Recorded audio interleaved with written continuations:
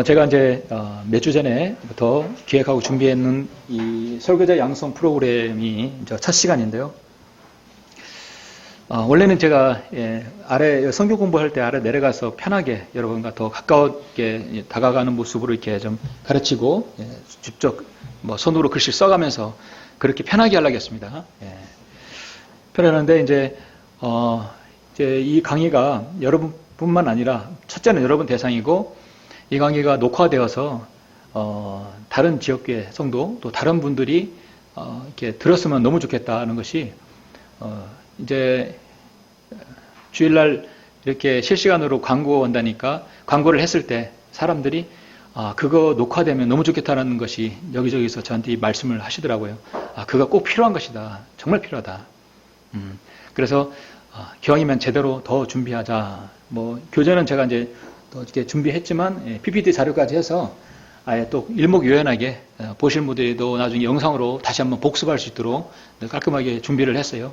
앞으로 이런 식으로 계속 3주에 한 번씩 할 것입니다.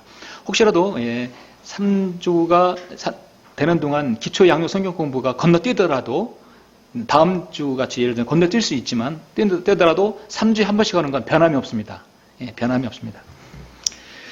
신학교를 들어가면 1학기부터 8학기가 있어요. 그런데 거기에 이제 설교학이 3학기부터 3, 4, 5, 6 이제 보통 한 2년을 배웁니다. 한 1년은 설교학이라는 기초 이제 뭐랄까요? 이론을 배웁니다. 그리고 나머지 또 1년은 실습을 합니다. 실습을 해서 설교를 본인이 준비해서 또 담당 교수 앞에서 설교를 합니다. 10분짜리, 15분짜리, 뭐 어떤 때는 20분. 그래서 설교를 매기고 이렇게 직접 들어가면서 어디가 포인트가 잘못되고 짚어줍니다. 그렇게 해서 또 지적을 받고 또 양육받고 교육을 받는 것이에요. 그런데 이제 다른 모든 신학 과목은 형제자매가 다 배우는데 이 실습과 또 이런 부분은 자매님들은 이제 제외가 됩니다. 왜냐하면 형제는 설교할 수 있는 특권을 하나님께 주셨기 때문에. 그런데 자매는 이게 무료 수강 강의가 가능해요. 무료로 강의해요. 무료로 가능하다 해서. 이거는 뭐 당연히 이것도 마찬가지죠. 우린 다 무료잖아요. 그러죠. 진짜 이런 양질의 강의, 이런 강의를 하게 되면 어디서는 진짜 돈 받고 할 수 있어요.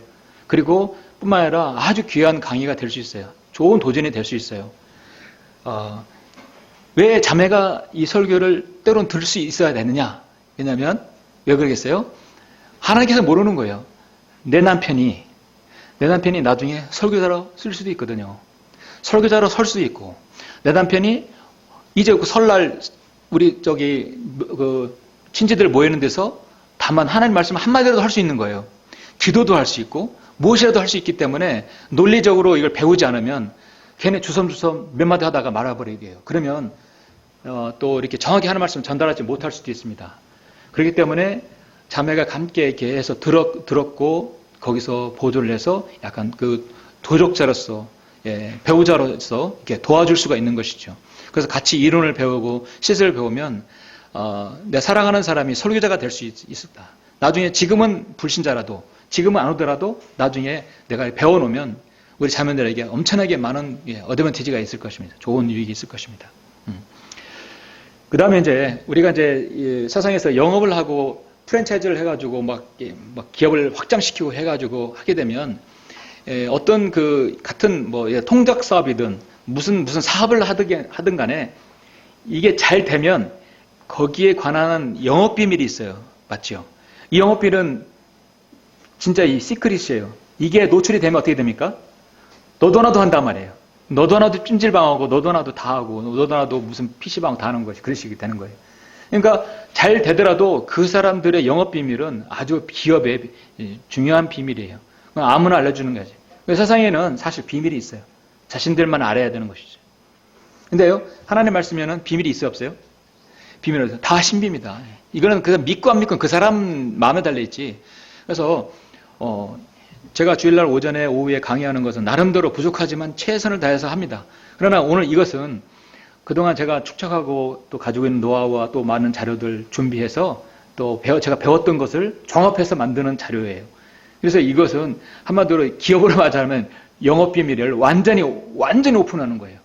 그렇기 때문에 제가 잘해서 오픈하는 게 아니라 한 발 더 먼저 가봤기 때문에 이렇게 하면 더 좋겠다. 시간과 공력 더 줄여서 좋은 걸 얻을 수 있겠다 하는 것이요. 가봤기 때문에 여러분을 인도할 수 있는 겁니다. 그 자격. 잘해서 그런 것이 아니라 여러분 그 부분에서 이해해 주시고 제가 가지고 있는 그런 것들을 하면 많은 경험을 통해서 그래서 얻어진 것입니다. 여러분. 자, 1년에 몇 주죠? 1년에 몇 주죠? 52주죠? 그러면 한 주에 설교가 몇 편이요? 예를 들어서 말씀 2편이죠. 예. 그러면 1년이면 설교가 몇 편이에요? 100편이라고 그러죠? 예. 몇 편이죠? 1년에 100편이. 그러면 10년이면? 예? 10년이면 1000편이에요. 1000편.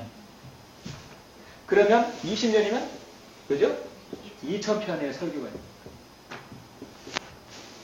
올해 18년째인데 17년 됐거든요. 그러면 17년 됐으면 몇 편이요? 1700편이요. 저는 제 서재에 그 A4지의 설교문이 저 키보다 높아요.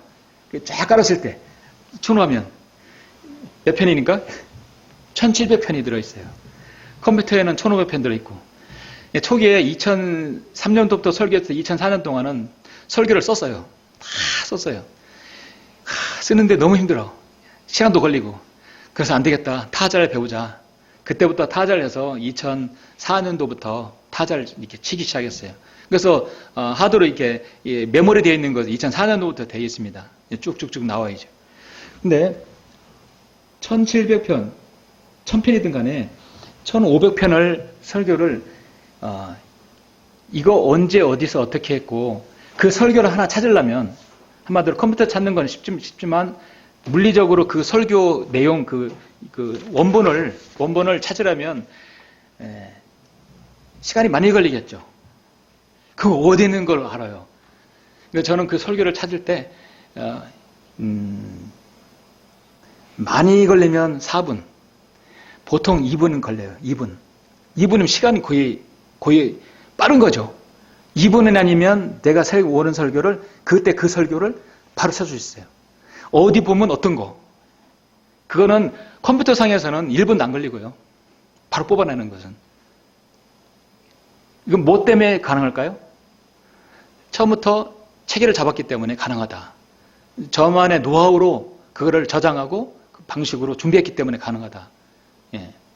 그러니까 누군가에게 했을 때 그 사람이 자기 방식대로 2000편의 설교를 단 4분 만에 찾아서 1분 안에 찾아서 할 수 있다면 나름대로 그 사람 체계적으로 준비한 거 맞죠?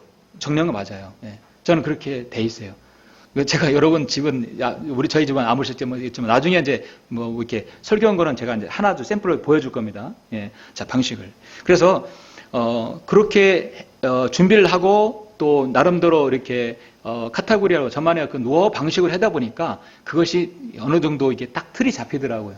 그래서 제가 주님께 주신 지혜로 그렇게 한 겁니다. 더 많은 지혜, 더 훌륭한 어떤 무엇이 있다면 할 수 있겠죠. 근데 제가 현재 보니까 이것처럼 좋은 방법, 쉬운 방법이 없어요.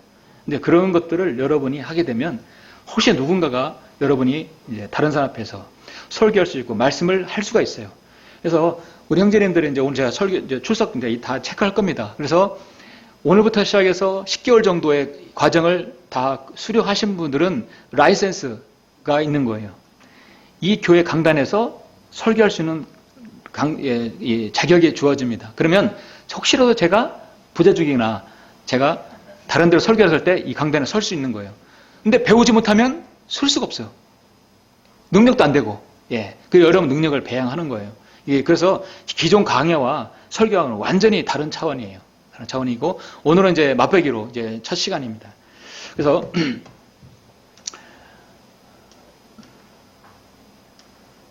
자, 들어가는 말 보시죠. 여러분 교재 보시면 참고하시면 됩니다. 자, 설교자는 하나님을 위한 연사이다. 연사. 예, 세상의 정치인들은 자기를 위한 연사예요. 예, 자기를 위한 연사예요. 그래서 이제 곧 선거철이 되면 차에다 운행하면서 뭐 강단을 놓고 여러분 저를 뽑아주세요. 저를 뽑아주면 주위가 뭐 환경이 개선되고 어쩌고 저쩌고. 예. 여러분 저 후보는 잘못됐습니다. 내가 최고입니다.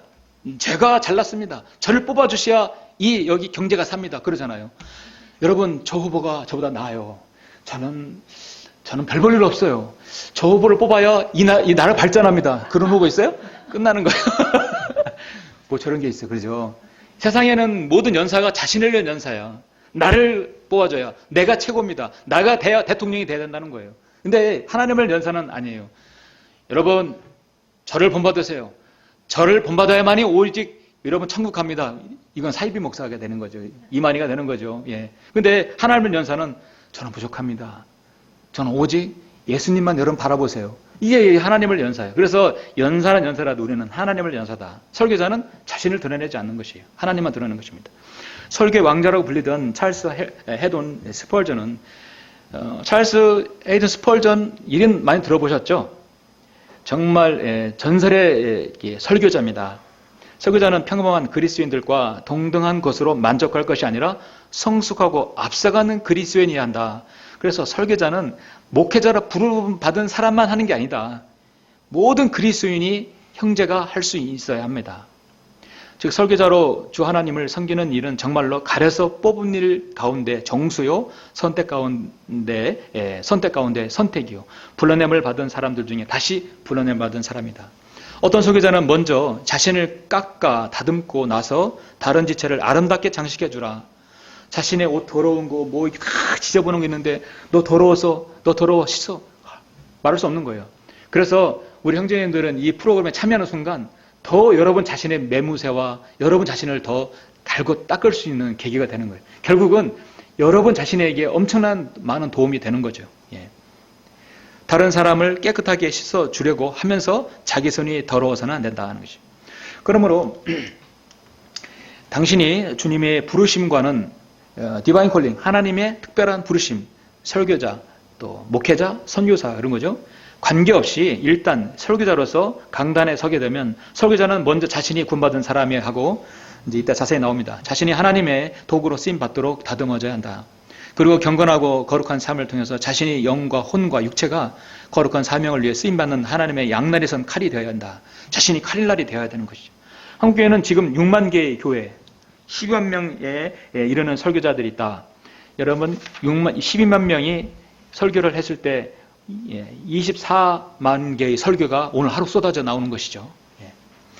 이 설교자들의 바른 복음과 진리의 말씀을 선포하고 있다면 이 민족의 복음화는 시간 문제일 것이다. 하나님을 두려워하고 진리의 그러나 현실은 진리의 말씀을 선포하는 것은 참 그런 설교자가 부자합니다. 하나님을 두려워하고 진리의 말씀을 선포하는 설교자의 양성이 지금 시급합니다. 본교자는 그런 설교자를 양성하기 위한 프로그램입니다. 저는 이 프로그램을 10년 전에 준비해놓고 이걸 가르칠 사람을 주님께 주십시오. 그래서 이제 저는 때가 된 거라고 보는 것이에요. 지금 원래 설교자 참석하시는 분들이 지금 이제 이종성 형제님도 3월 초에 오셔요. 얼마 안 남았는데 오시면 또 참여하시고 그러면 우리 8명이 되는 것이죠. 엄청나게 정말 강력한 그리스도의 군사들입니다. 비록 소수일지라도 더욱더 하나님께 쓰임받고 자신을 주 예수 그리스도께 복종시키는 일꾼을 양성하기 위해서 제작하였습니다. 본 프로그램 진행을 보시면 이제 이 설교자를 위한 제언, 우리가 설교자를 되기 위해서 어떤 것이 필요하고 뭐가 필요하냐, 요거 이제 나갑니다. 그 다음에 설교와 개론 나가요. 이건 신학교에서 배웠던 것뿐만 아니라 제가 여러 가지 이제 같이 해서 나갑니다. 설교문을 어떻게 작성하느냐, 설전 설교 실습, 직접 나와서 여기서 하시는 거예요. 그리고 마지막 설교자가 설교자에게 이런 큰 카테고리로 합니다. 정말 묵직한 주제들이죠. 그동안 한국교회에는 변개되지 않는 바른 말씀으로 설교하는 설교자를 양성하는 프로그램이 없었습니다. 여러분 유튜브에서 설교자 양성 프로그램, 설교자를 어떻게 해서 양성하는 거 여러분 보신 적 있어요? 이 귀한 사역을 지금까지 인도하여 주신 주 하나님께 감사와 영광을 돌리며 함께 기도해 주시고 본 프로그램에 임하는 우리 천안 독립친유에게 귀한 동역자들께도 감사를 드립니다. 겸손하고 신실한 주님의 종으로 쓰임받기 위해 성실히 본 설교자 양성 프로그램에 임하시길 바랍니다. 자, 그래서 첫 번째는 이제 들어가는 말을 했고 1강을 들어갑니다. 1강. 오늘 1강, 2강입니다.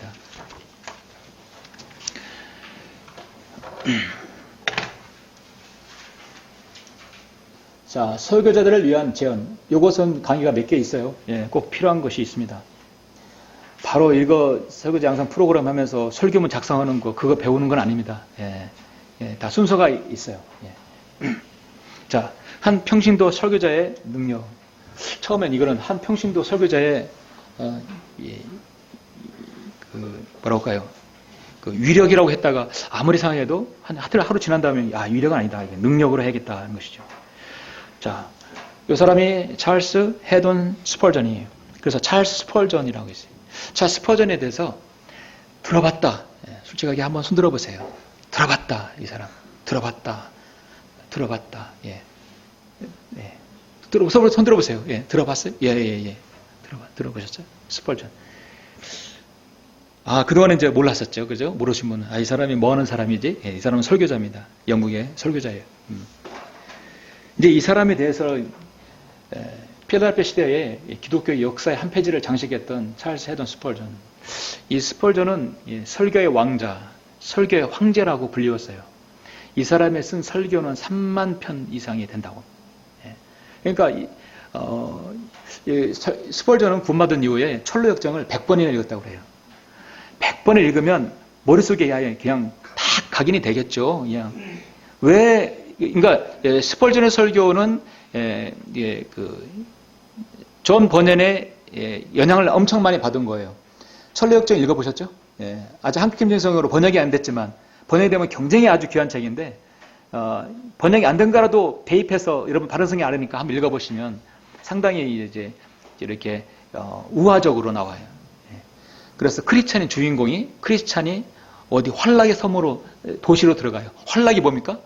흥청망청 죄 짓는 곳이에요. 그의 믿음이 신실이라는 친구가 있어요. 그의 믿음이라는 친구. 뭐 이렇게 해서 의인화시킵니다. 그렇게 해서 그런 철로역정을 100번이나 읽었다는 얘기는 그의 문체 모든 것을 많이 이렇게 담고 있어요. 그래서 스펄전은 설교를 할 때 아주 예화를 적절하게 잘 사용을 해서 사람들에게 심금을 울리고 정하게 합니다. 예를 들어 이런 식이죠. 빵집에 가서 복음을 전하는 것이에요. 당신은 정말 맛있는 빵을 만드는군요. 근데 당신은 먹으면 영원히 살 수 있는 빵을 먹어본 적 있습니까? 이런 식으로 하는 거예요. 자, 나는 생명의 빵이라고 했습니다. 얼마나 잘 적용이 돼요. 빵집에서 다른 얘기 안 해요. 빵을 얘기하는 거예요. 예수님께서는 나는 생명의 빵이라고 했습니다. 당신은 육신을 위한 빵을 만들었죠? 당신은 영원한 생명을 위한 빵을 먹어봤습니까? 그럼 거기 딱 꽂히는 거예요. 이런 식이 되는 거예요. 그래서 사람들에게 팍팍 꽂히니까 사람들에게 그냥 엄청나게 사람들이 몰려오는 거죠. 자, 교재 보시면 영국 엑세스 켈비든에서 목사의 아들로 출생한 그는 독립교회 목사인 조부의 목사관에서 자랐다. 한마디로 아버지도 목사, 할아버지도 목사예요. 여러분 오늘 찰스 스펄전이 누군지 몰랐지만 오늘 알았고 또 알았던 분들은 이런 구원 간증이 있었는가 오늘 아시게 될 거예요. 자, 청소년기를 거쳐 극적인 회심을 하고 난 이후에 17세의 나이에 목사가 되어 설교를 하기 시작했다. 여러분 신학교를 정식으로 다 하고 신대원 나와가지고 설교자가 된 게 아니었어요. 근데 이내 설교자로 은사를 인정받아 가는 곳마다 예배 장소가 비좁게 되었고 결국 6,000석을 갖춘 메트로폴리탄 체프를 지었으나 첫 예배 때부터 그의 설교를 들으려는 사람들로 장소가 인산인해일 정도였어요. 이렇게 메트로폴리탄 광야에서 설교하는데 얼마나 많은 사람들이 설교를 듣는지. 하나님 은총과 구원의 복음을 전하는 일에 있어서 그 누구보다도 열정적이었고 악을 거부하고 진리를 옹호하는 일에는 두려움이 없었던 찰스 스펄전 목사. 청교도들로부터 물려받은 바른 성경 해석을 통한 복음 전파에 대한 열정, 킹제임스 성경이죠. 때에 맞는 유머 감각과 맑은 목소리, 적절한 몸놀림은 그로 하여금 듣는 사람의 심금을 울리는 호소력을 지닌 당대 최고의 설교자가 되었다. 설교의 왕자라고 불리우는 그의 궁극 간증은 오늘날 설교를 배우려는 많은 이들에게 적지 않은 도전을 준다. 왜 제가 오늘 제목을 한 평신도 설교자 능력이라고 했냐면 이 스펄전이 한 평신도 설교를 통해서 구원받았기 때문이에요. 우리가 흔히 말하는 평신도 설교자로 한다면 설교자로 부름받지 않는 설교자를 말한다. 제가 이제 사실 여기다 우리가 많이 하는 말이 평신도라 썼기 때문에 저 평신도 말을 별로 안 씁니다. 그냥 이제 부름받지 않는 사역자, 보통 성도라고 일컫는 이제 사람들이 말하는 평신도죠. 사역자로 부름받지 않는 그냥 설교자예요. 설교와 신학에 대해서 전혀 훈련받지 못하였지만 하나님께서 그의 설교에 축복하시면 어떻게 이러한 역사가 일어나는지 잠시 살펴보자. 그 대표적인 사람이 바로 찰스 스펄전입니다. 1834년 6월 19일 영국 엑세스의 지방도시인 텔베덴에서 대대로 내려오는 경건한 신앙인의 가정에서 찰스 헤든 스펄전은 17남매의 맏아들로 태어났습니다. 특별히 그는 갓난 아기부터 조부모의 집에서 보내져 6살까지 독립교회 목사였던 할아버지 목사관에서 생장했어요. 여러분 근데요, 아버지도 목사, 할아버지도 목사였는데 그 기독교적인 분위기 풍토에서 자랐지만 15살이 되기까지 구원을 받지 못했다는 거. 아다가도 모를 일이죠. 어쩌면 복음을 거절했을지도 몰라요. 그런데 스펄전이 얼마만큼 그 자신의 구원에 대해서 그 갈등을 많이 겪었냐면 마치 이런 갈등은 조지 밀러처럼 그런 갈등을 겪었던 것 같아요. 어린 시절부터 죄와 갈등을 겪는 인생을 살았습니다. 자, 이런 갈등. 자, 죄에 대해서 말하자면 자신의 영적 전쟁에 분투하는 그런 일기에서 그 회고록에서 나온 겁니다. 다른 사람은 어떻게 생각하든지 간에 그건 나에게 참을 수 없는 짐이 되었다. 뭐가요? 죄가. 죄에 대한 나의 두려움은 지옥에 대한 두려움과 맞먹을 정도로 심각한 문제였다. 나의 모든 관심은 언제나 하나님의 이름을 영화롭게 하는 것이었다. 내가 올바른 인간이 아닌데도 용서받을 수 있다면 내 양심이 그걸 허용하지 못하고 오히려 회의감이 몰려올 것이다. 어떻게 공의 하나님께서 죄 많은 인생인 나를 용서하시고 받아들일 수 있단 말인가? 자신이 죄에 대한 인식은 분명했죠. 스펄전은 그 나이 또래에 비해 모든 면에 뛰어났어요. 왜냐하면 올바른 부모로부터 잘 자랐기 때문에 또 신학적인 면에서도 많은 것을 알고 있었어요. 그럼에도 스펄전은 이미 자신이 죄인이라는 사실로 인해 항상 처량함을 느꼈다. 여러 교회를 다녔어도 해답을 얻지 못했다. 아이러니하죠. 그래서 그는 나는 차라리 인간으로서 창조되기보다 개구리나 두꺼비로 창조되기를 더 원했습니다. 내 생각에 가장 비천한 생명체일지라도 나보다 훌륭해 보였습니다. 왜냐하면 나는 전능하신 하나님께 죄인이었기 때문이다. 여러분 중에 어떤 사람들이 그렇게 생각할 수도 있겠죠. 내가 구원받지 못했으면 난 차라리 인간이 아니라 개나 고양이가 100번 낫겠다는 것이죠.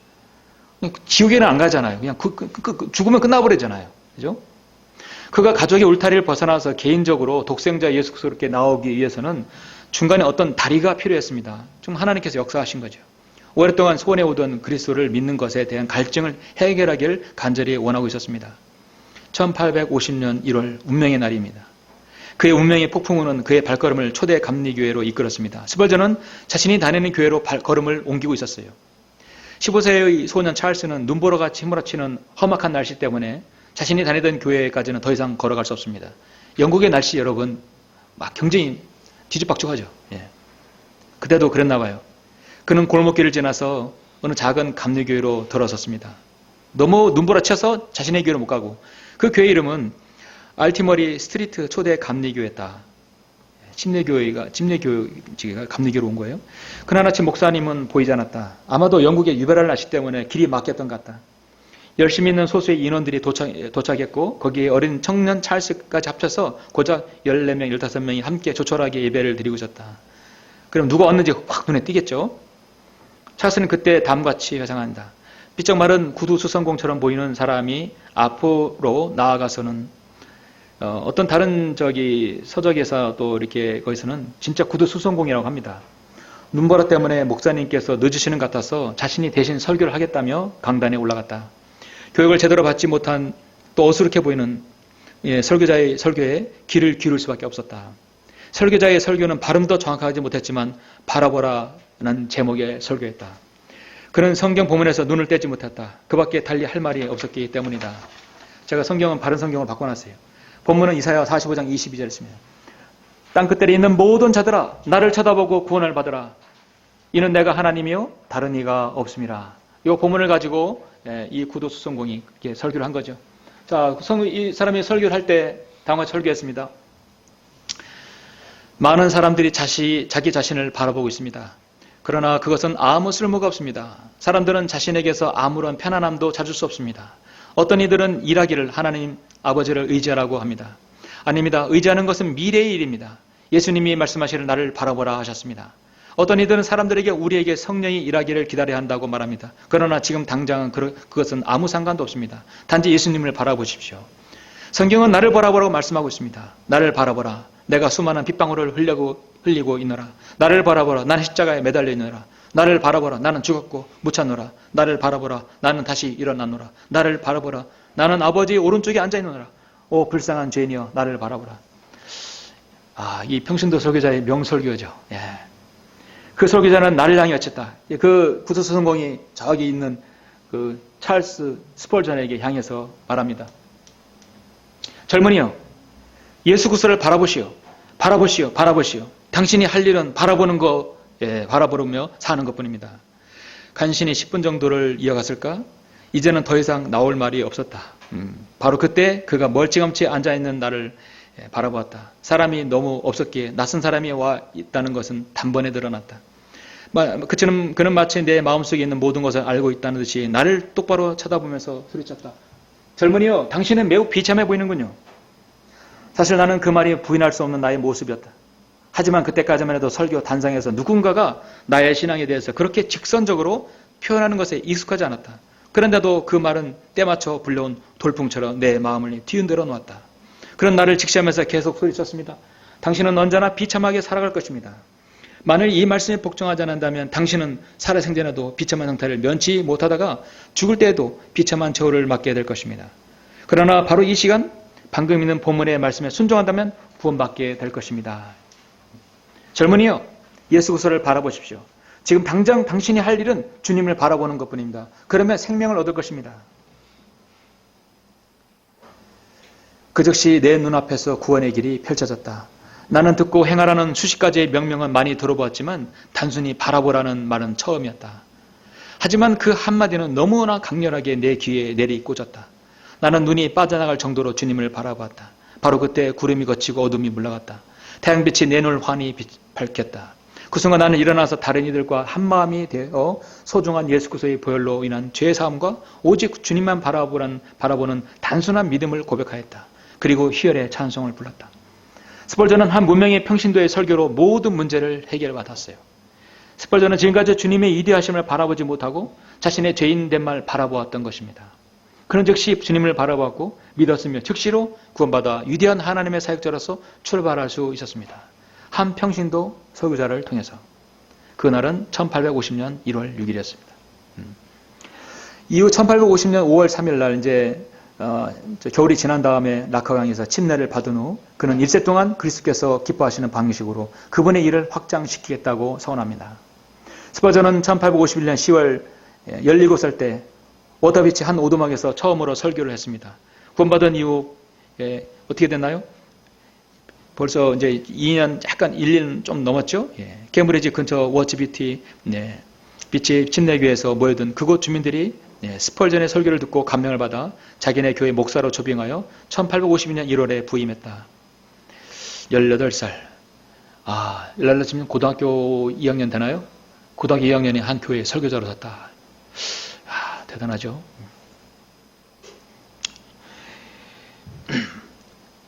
그가 설교하자 사람들이 회심하기 시작했고 하늘에 대한 소망을 품게 되었다. 특별히 스펄전은 영적 혼란에 빠진 사람들을 돕는 능력을 보였고 그 능력을 설교할 때마다 나타났다.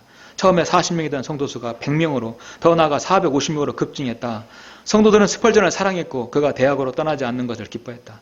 스펄전은 워터비치에서 2년간 목사로 사역한 후 청년 설교자로서의 그의 명성이 런던에까지 퍼져나갔다. 여러분 찰스 스펄전이 이때가 몇 년이에요? 1850년이에요. 필라델피아 시대 끄트머리 교입니다. 그러면 이 클라스 라킨의 세대적 진리, 스코필드, 여기는 스코필드, 러크만 다 이전이에요. 이때는 어떤 큰 무리가 그냥 구원받는 것이 더 중요한 거야. 일단 구원부터 받아야 되는 거예요.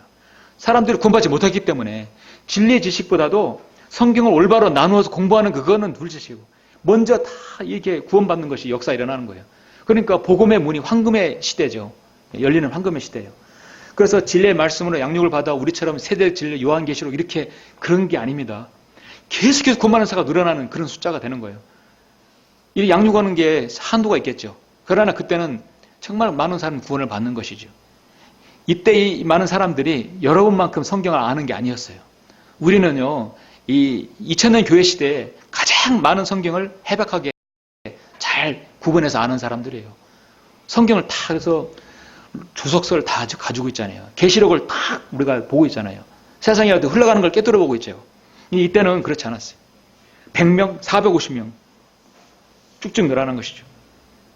그래서 성도들은 스펄전을 사랑했고 그가 대학으로 떠나지 않는 걸 기뻐했다. 스펄전은 워터비치에서 2년간 목사로 사역한 후 청년 설교자로서의 그의 명성이 런던에까지 퍼져 나갔습니다.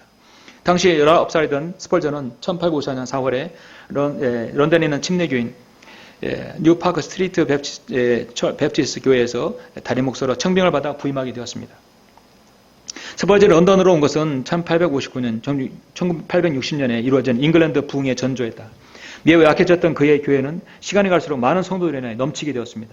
주일 예배 때가 되면 교회가 사람들을 가득하게 되어 곧 교회 증축을 할 수밖에 없었습니다. 자, 엑서홀스에서 올해서 드린 주일 예배에는 매주 4,500명이 몰려왔습니다. 당시에 4,500명. 또 좌석이 부족했습니다. 이보다 더 넓은 뮤지컬로 옮겨 예배드린 첫 번째 주일에 무려 22,000명이나 되는 사람이 몰려들었습니다. 스펄전이 그가 이제 그 긴 인생을 살지 못했는데 이제 많은 그 지병이 있어가지고 그가 죽었을 때 장례식이 전 국가의 장례식처럼 돼버렸어요.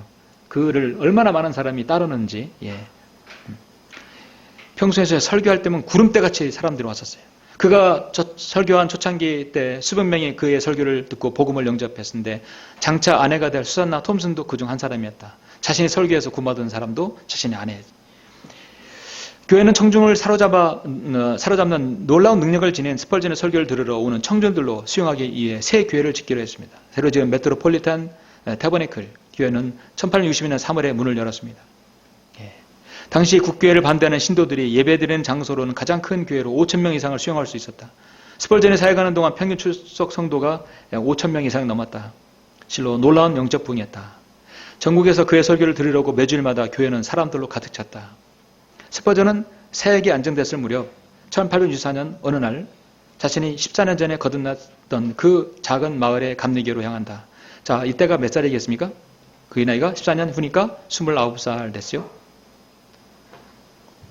김혜석 형제님 30 됐나요? 30. 형제님 나이 또래 됐을 때요. 이미 그의 명성은 런던에 자자했던 것이죠. 그리고 그는 자기가 구원받은 그 교회 있죠? 그 가장 감리교에 간 거예요. 한 번 가면 구름대같이 4만, 몇만 명이 모이는데 그 고작 작은 자기가 이제 고작이 아니죠. 자기가 구원받던 그 작은 교회를 가서 왜 갔겠어요? 내가 이 교회에서 구원받았으니. 너무나 자기가 빚진 것이에요. 그리고 자기가 이사야 그 45장 2절을 가지고 다시 설교를 합니다. 너무나 감동적이죠? 땅 끝에 있는 모든 자들아 나를 쳐다보고 구원을 받으라. 이런 내가 하나님이요 다른 이가 없습니다. 그때 그 무명의 평신도 설교자가 강력한 외침을 기억하면서 그는 설교합니다. 많은 사람들은 자기 자신을 바라보고 있습니다. 그러나 그것은 아무 쓸모가 없습니다. 사람들은 자신에게서 아무런 편안함이 찾을 수 없습니다. 어떤 일은 말합니다. 쭉 제가 생략합니다. 나를 보라보라. 나는 십자가에 매달리노라. 나를 바라보라. 나는 죽었고 묻혔노라. 나를 바라보라. 나는 다시 일어나노라. 나를 바라보라. 여러분 이 거리설교 잘 인용해 보시면 좋은 설교 나올 것 같아요. 나는 아버지의 오른쪽에 앉아있노라. 부활해서 올라가셨죠. 오 불쌍한 죄인이여 나를 바라보라 라고. 자, 하나님의 말씀을 세상에 알리는 방법은 다양합니다. 그리스도인이라면 때론 거리에서, 가정에서, 강단에서 설교할 수 있습니다. 복음과 진리를 전하는 것은 남자에게 주신 주님의 특권입니다. 중요한 것은 그가 얼마나 성령 충만한 가운데 진리를 선포하느냐 문제인 것입니다. 그래서 여러분도 설교자가 될 수 있다. 다른 제가 자서전에서 제가 읽은 것은 이 스펄전은 이제 우리가 장례식 하면은 뭐 자신의 뭐 비석을 어떻게 해달라, 장례식에는 성경을 어떻게 펴달라 뭐 이렇게 있습니다. 유언을 하잖아요. 스펄전은 자신의 장례식에 어디겠어요? 이사야 45장 20절을 딱 펴고 거기를 놓고 자기 그 관 위에 성경이 킹제임스 성경이 이사야 45장 20절을 딱 놓고 그렇게 해서 장례식이 주점됐다고 합니다. 참 한 인생에 너무나 아름답게 귀하게 쓰임 받았죠. 자, 그렇게 쓰임 받았던 것은 그 훌륭한 사람들에게 막 유명한 알려진 사람이 아니었어요. 그가 구원받은 계기는 한 사람. 안드레가 베드로를 데리고 와서 베드로가 3,000명을 구원받듯이 안드레는 그냥 베드로 한 명 데리고 온 것이었어요. 주님께 소개한 것뿐이었어요. 이 훌륭한 찰스 스펄전은 그 무명의 구두수성공 설교자로 인해서 거듭났다는 얘기죠. 자, 우리는 마찬가지예요. 우리가 어디에서 설교를 하든 간에 누가 구원받을 수 있을 줄 모르고 누가 진리의 지식을 알 수 있을 줄 몰라요. 그건 하나님께서 쓰시는 겁니다. 자, 오늘 2번까지 하시죠. 예. 자, 이제 설교자는 어떤 사람이 되어야 되는가 보시면, 자, 그리스도인이라면요, 누구나 설교할 수 있어요. 그래서 이제는 이 고정관념부터 버려야 합니다. 설교자는 반드시 하나님으로부터 목회자, 또 뭐 교육자, 뭐 선교사, 전도사, 강도사만 설교하는 게 아니에요. 형제라면 모두 다 설교했습니다. 첫 번째 시작은 거리 설교에서 시작하는 거예요. 그리고 하나님 말씀을 본문을 잘 갈파해서 때에 따라서 필요하면 강단에서 할 수 있어요. 또 여러분 가정에서 또 모임에서 여러분 할 수 있는 것입니다. 그렇다고 무조건 다 설교자로 인정받고 기회를 부여받는 건 아닙니다. 최소한 설교자로서 갖춰야 할 기본 성경 지식과 예의를 갖춰야 되겠죠. 그렇다면 하나님의 말씀을 선포하고 가르치는 사람에게 필요한 것은 무엇입니까? 가장 먼저 거듭난 사람이어야 한다. 거듭난 사람이어야 한다. 예, 그렇습니다. 한국교회에는 성령의 거듭난 능력을 경험하지 못한 수많은 설교자들이 있습니다. 인간은 자신을 속일 수 있는 가능성이 얼마든지 있습니다. 또 자신을 속고 있을 수 있습니다. 성경은 거듭남에 대해 강조를 주님께서 공중에 사역하실 때 가장 종교적이고 도덕적이며 성실한 사람에게 엄숙히 선언합니다. 그렇게 거듭나지 않은 사역자들이 단순한 직업과 삶의 수단으로 설교하고 있습니다. 그들은 신학을 공부했고 오늘날 거듭나지 못한 신학자들 많죠? 공부했고 안수도 받았고 필요한 과정을 밟아 사역의 자원에서 목사의 직책을 부여받았습니다. 교단 교회들에서 임명된 목사들이 바로 이와 같은 사람들입니다. 여러분 주변에 여러분 경험했던 사람들 있죠? 그들요 정말 심각하게 질문해야 됩니다. 당신은 거듭났는가? 언제? 어떻게 거듭나? 물어봐야 돼요. 그 감정이 없으면 우리는 퀘스천을 가져야 합니다. 소경이 소경을 인도하는 것이에요. 자, 사람들이 설교자가 되어서 강단에 선다면 구원받지 않은 사람이 어떠한 일이 일어나겠는가? 이보다 더 비극적인 일이 있을 수 없다. 이 나라는 교회의 비극이에요. 토마스 찰스 박사는 자신이 거듭나지 않고 10년간 설교했다고 고백했던 적이 있습니다. 하슬람은 유명해요. 자기 설교로 자기가 거듭났어요. 로버트 로버트 맥체인이라고 좀 유명한 분이죠. 말하기를 이 세상에서 가장 슬픈 장면은 거듭나지 않는 설교자가 죽은 죄인들에게 살아계신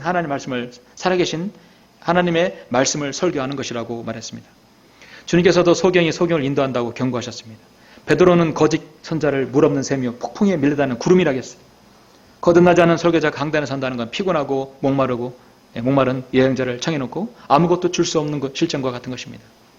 거듭나지 않은 사람은 영적인 일들을 이해할 수도 알 수도 없습니다. 설교자는 구원받았을 뿐만 아니라 자신의 구원에 확신이 있어야 합니다.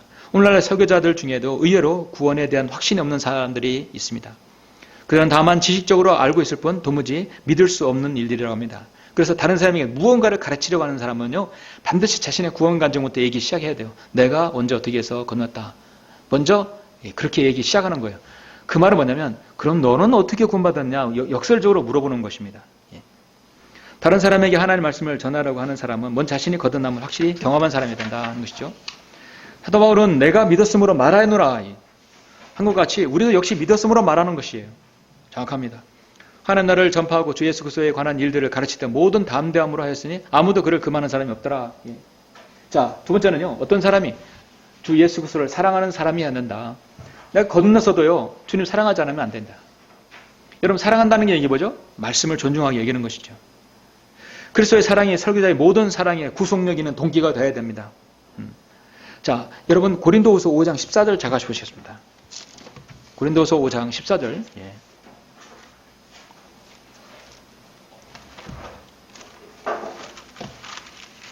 14절 15절 보시면 그리스도의 사랑이 우리를 강권하시느니라.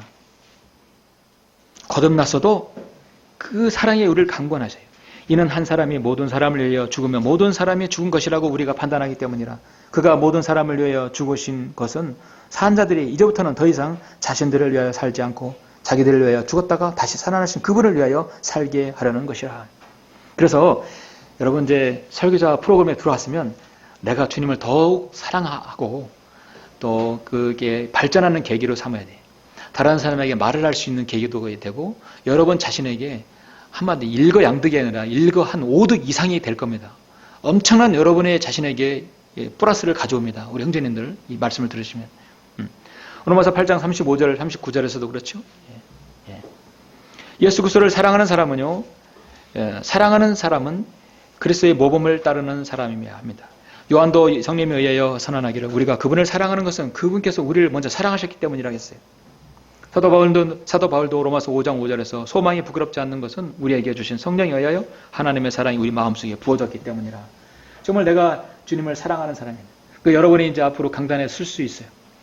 앞으로 이제 그런 자격이 주어지게 되면 먼저 내가 구원받은 간증 잠깐 얘기할 수 있어야 되고 그리고 내가 주님을 사랑하는 것에 대해서 말씀을 할 수 있어야 되겠죠. 세 번째는 뭐냐면 설교하는 요건은 영혼을 사랑하는 사람. 이해하기 쉽게 합니다. 자, 영과 혼은 분리된 거 아시죠? 그 잃어버린 혼을 사랑하는 것뿐만 아니라 구원받은 혼, 그 영혼을 사랑하는 것이에요. 잃어버린 혼뿐만 아니라 구원받은 혼, 그 영혼 전체를 영혼을 사랑하는 사람이에요. 그렇게 포괄적으로 보십시오. 설교자가 자기가 설교하는 사람들을 사랑하지 않으면서 설교할 수 없다. 단순히 틀에 박힌 것. 다른 형제가 하니까 나도 하는 게 그게 아닙니다. 일단은 여러분이 이 설교자 프로그램에 들어오면 나 자신이 영적으로 엄청난 업그레이드를 한다고 생각하셔요. 엄청난 업그레이드를 해서 가정을 변화시키고 내 구성원을 변화시킬 수 있고 나 자신이 업그레이드 될 수 있다고 생각하시면 됩니다. 변호사는 자기의 의뢰인을, 의사는 자기 환자를, 사업가는 자기 고객을 사랑하고 존중하지 않고도 무의미하게 의무대로 할 수 있어요. 그렇게 사랑하지 않아도 할 수 있는 거 돈 벌 수 있어요. 맞죠? 예. 그러나 잃어버린 영혼에 대한 연민 없는 설교자는 하나님의 은혜의 복음을 전할 수 있는 참다운 그리스도인이 될 수 없습니다. 설교자는 세상에서 유명해지는 것을 개의치 않는 사람입니다. 세상을 사랑하거나 세상에 있는 것들을 사랑하지 않는 사람입니다. 설교자는 깨끗한 생활을 유지합니다. 깨끗한 생활이 경건한 생활입니다. 너희는 떠나라. 너희는 거기서 나가서 부정한 것을 만지지 말라. 너희는 그누 가운데 나가라. 주의 계명들을 매는 너희는 정결케 되라. 디모데 3장에서도 말씀하죠. 초신자에서는 아니되느니 이는 그가 교만으로 높아져 마귀의 정죄함으로 빠질까 함이라. 또 내부 사람들로부터도 좋은 평판을 받아야 하리니 할지니 이는 그가 비방과 마귀의 올무에 빠지지 않게 하려는 것이라 했습니다. 자, 저는 이걸 이제 하나 더 중요하게 보는 것입니다. 중요하게 보는 것이죠. 설교자는요, 정말 국가와 민족을 사랑하는 사람입니다. 국가와 민족을 사랑하고 기도하는 사람이 된다는 것이죠. 설교자가 거듭났고 주님을 사랑하고 또 영혼을 사랑하는 데 있어서 투철한 국가관이었고 민족관이었고 역사관이 없으면 저는 그 설교자라고 저는 생각하지 않습니다. 확고해야 한다는 것이죠. 그래야 내 설교를 듣는 사람을 통해서 국가와 민족이 있고 그 사회가 존재해야 내가 뭘 설교할 수 있는 거예요. 국가 시스템이 바뀌어버리면 아무리 열정이 있어도 세 가지가 충족돼도 어디서 설 데가 없는 것이에요. 저는 이런 부분에서 이제 올 봄에 말씀 부흥 집회 때 강력하게 제가 외치려고 합니다. 설교자는요, 당대의 하나님의 말씀을 선포하는 시대의 소리다. 저는 그렇게 생각합니다. 설교자는 시대의 음성이에요. 침례인 요한을 보라. 그는 주님께서 사역하시기 전에 세상에 나와질 때 광야에서 외치는 자의 음성. 여러분은 세상에서 외치는 자의 음성이 돼야 돼요. 첫째, 나가서는 거리설교 복음을 전파하는 것이에요. 로마에게 압제당하는 이스라엘 민족에게 있어서 당시 메시아이신 예수 그리스도를 알리는 소식은 그들에게서 매우 가장 기쁜 소식이었던 것이다.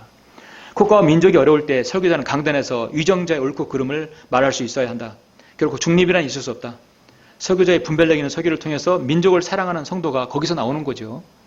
지금처럼 2020년 어려운 시국에는 설교자는 국가와 민족에 대한 분명한 입장이 있어야 된다. 그래서 설교자는 저는 분명한 스탠스를 가지고 있어야 된다고 봐요. 이정자가 이선과 불법과 무능과 거짓과 탈선으로 국가를 망하게 하는 길로 인도하면 그 길에서 멈추도록 기도하고 잘못된 기름을 천명해야 한다는 하는 것입니다. 이것은 정치적 목적을 두고 강단에서 말하는 거 다르다. 정광훈이하고는 다른 거예요. 이건 다른 것이요. 자, 여러분, 사랑의 원조탄 손영원 목사에 대한 일대기 아니면 영화 혹시 본 적 있어요? 책 혹시 지나간 줄거리라도 본 적 있어요? 주기철 목사님이 일제 강점기 때 그때 그 신사참배를 반대하면서 못 위를 걸어가는 거 여러분 영화나 그 일대기 보신 적 있어요? 개인적으로는 주기철 목사가 오랜 그 한점 위쪽이라고 그렇게 믿습니다. 참, 자, 여러분 사랑의 원자탄의 주인공 송영원 목사는 나의 아버지 손영원이라는 그 책이 있는데요. 당시에 이때 이제 6.25 전쟁이 일어난 것이요. 북침에서 공산주의 위험성과 해악을 알렸어요. 결코 동조하지 않았어요. 그래서 감옥에서 많은 시간을 보냈어요. 감옥에 나오자 6.25 발발했어요.